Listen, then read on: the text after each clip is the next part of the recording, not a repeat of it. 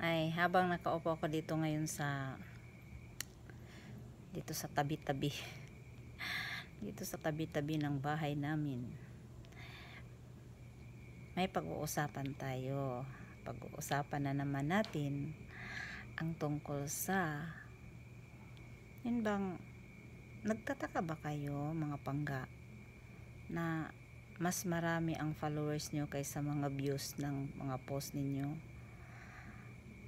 sa reaction ng mga post ninyo? Diba, konti lang ang reaction, konti lang ang views, na marami naman ang followers nyo, diba? Ganito yun mga pangga, no? Hindi ibig sabihin na hindi pinapanood ang mga content natin sa ating mga followers, kundi yung content natin may posibilidad na hindi din siya nangyayari doon, ay hindi siya na i-suggest ni Facebook.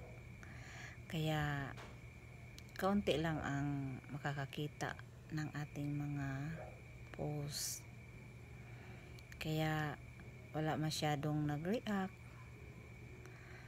wala masyadong nanonood.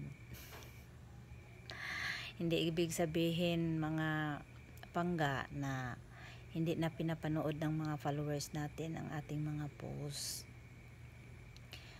May mga ganun siguro na hindi nila pinapanood ang mga content natin kasi nga simula na naging content creator tayo ay palagi na tayong nagpo-post na para bang nagsasawa na sila sa ating mga pagmumukha. Ganon. Pero sana maiintindihan nila na kung bakit tayo ay palaging nagpo-post, kasi naghahanap buhay tayo. Kaya sana maintindihan nila.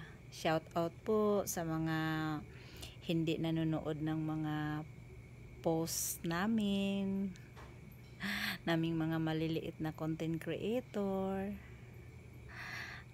Kaya po kami palaging nagpo-post, o kaya po araw-araw kaming nagpo-post kasi po kami po ay naghahanap buhay, para kahit papaano may magkaroon din kami ng income kahit konti lang. Kaya sana panoorin nyo ang aming mga video, mag-react kayo o sa aming mga post, diba? Kasi nakakatulong talaga yan sa amin, at huwag nyo i-skip ang mga ads namin. O kung may mga ads na lumalabas, huwag nyo i-skip, kasi dyan kami kumikita. Hindi naman kalakihan yung kita namin, kaunti lang yung kita namin kasi maliliit lang kami na content creator.